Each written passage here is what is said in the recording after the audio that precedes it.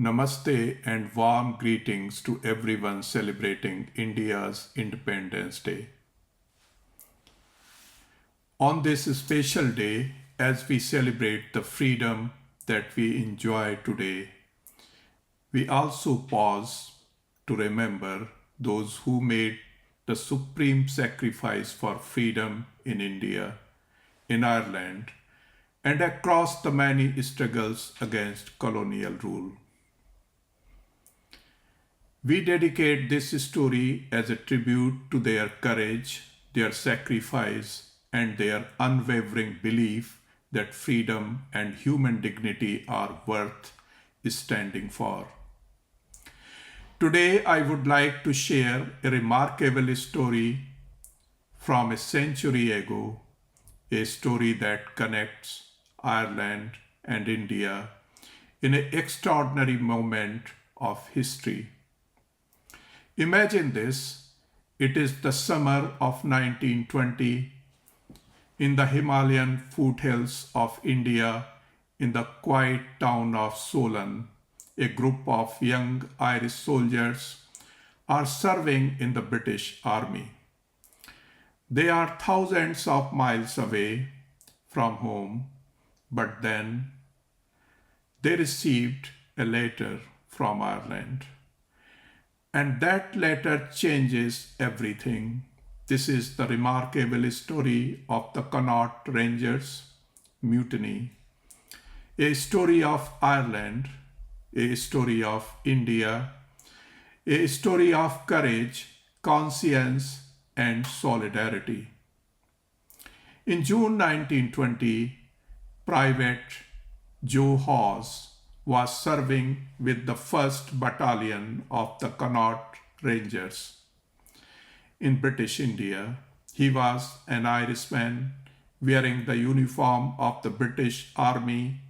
Then he received a letter from his mother in County Clare. The news from home was devastating.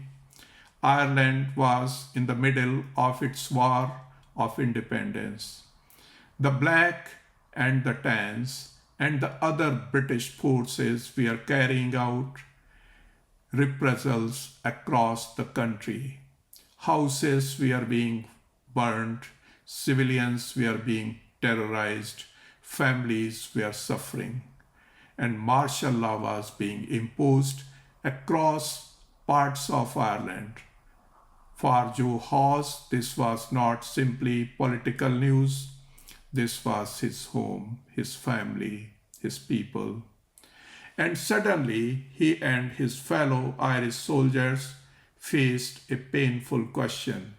How could they continue serving the British Empire when that same empire was fighting their own people in Ireland?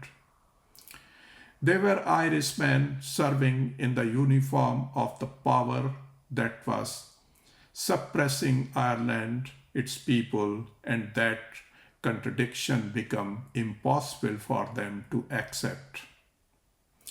On 20th June 1920, 5 Irish soldiers at the Connaught Rangers barracks in Jalandhar refused to carry out their military duties. They were making a stand. They would no longer serve the British government while British forces were fighting the Irish struggle for independence. And then something extraordinary happened. Their protest spread. News traveled through the garrison. Irish soldiers began joining them. The movement eventually involved around 300 men, and among those who joined was a young soldier from County Westmeath, just few kilometers away from where I am talking with you today. His name was James Joseph Daly.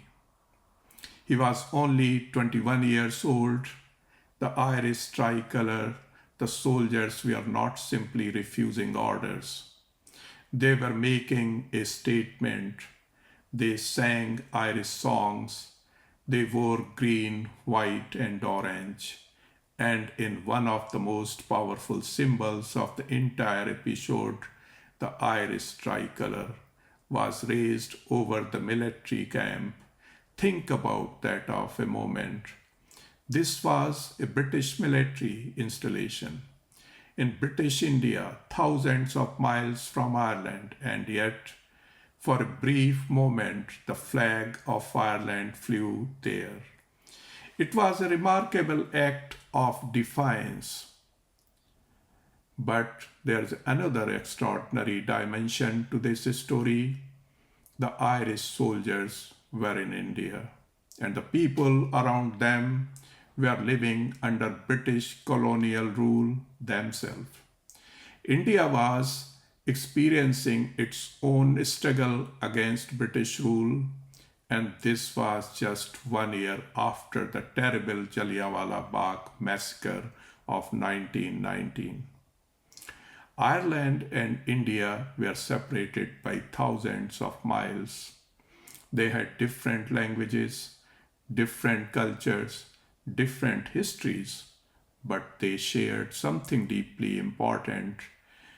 They both knew what is meant to live under colonial rule, and in the hills of India, the Irish and Indian experiences of British rule unexpectedly came together. At Solan, the protest continued, and James Daly became one of its leading figures. He was young, he was Irish, and he had made a decision that would ultimately cost him his life. The British authorities moved quickly to suppress the mutiny.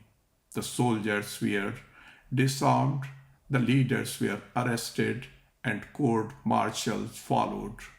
For the men involved, the consequences were long prison sentences were imposed and death sentences were handed down. But eventually, only one man would face the firing squad. That was James Joseph Daly. On the morning of 2nd November 1920, James Daly was taken to Dakshai prison near Solan. He was only 21 years old, a young man from County Westmeath, standing thousands of miles from Ireland before a British military firing squad, and there his life came to an end. James Daly became the last member of the British Armed Forces to be executed for mutiny. He had stood against the army he had served. He had chosen conscience over obedience, and he paid the ultimate price. Because the significance of Connaught Rangers mutiny is not only about what happened to these soldiers, it is about what their story represents. There were Irish soldiers serving an empire, but when they saw their own people suffering, they chose to stand with them. And in doing so, their story became connected with the struggle of another people, the people of India, two countries, two freedom struggles, two people living under the same imperial power, and one extraordinary moment when those struggles crossed paths. For 50 years, James Daly remained buried in India. Then in 1970, his remains were brought home to Ireland. He returned to County Westmeath. His fellow mutineers Patrick Smith and Peter Shears were also repatriated. They were honored in Ireland, and the story that had begun in India finally came home. Today, more than a century later, The Connaught Rangers mutiny remains a remarkable chapter in the shared history of Ireland and India. It reminds us that history is not always made by governments, sometimes it is made by ordinary people, soldiers, young youth, and women, by young men who are forced to make extraordinary choices, and sometimes it is middle of conflict. People who are separated by geography discover that they are connected by something much deeper, a shared desire for freedom, a shared sense of justice, and a shared belief that human dignity is greater than imperial power. So when we look back at that summer of 1920, we should remember more than a military mutiny. We should remember Joe Hawes, who received a letter from home and questioned the uniform he was wearing. We should remember the hundreds of Irish soldiers who refused to continue serving the British cause. We should remember James Joseph Daly, a 21 years old from County Westmeath, who gave his life for the stand he had taken. And we should remember the extraordinary historical connection between Ireland and India, forged not in a conference room, but in the hills of India a century ago. Irish soldiers stood against an empire, and in doing so, their struggle unexpectedly touched another nation's struggle for freedom, Ireland and India. Two nations separated by thousands of miles, but connected for one remarkable moment in history, by the universal human desire to be free. And perhaps that is the most powerful lesson of the Connaught Rangers story.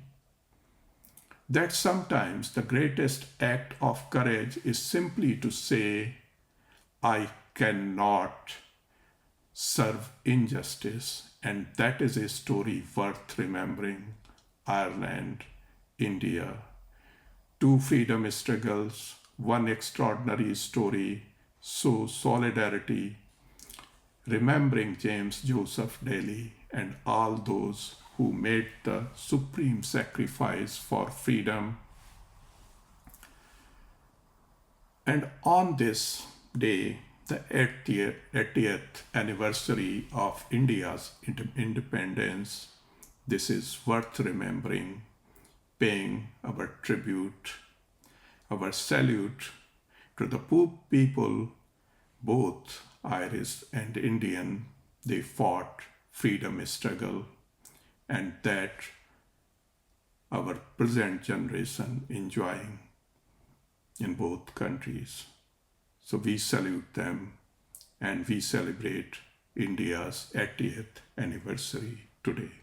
Thank you. Jai Hind.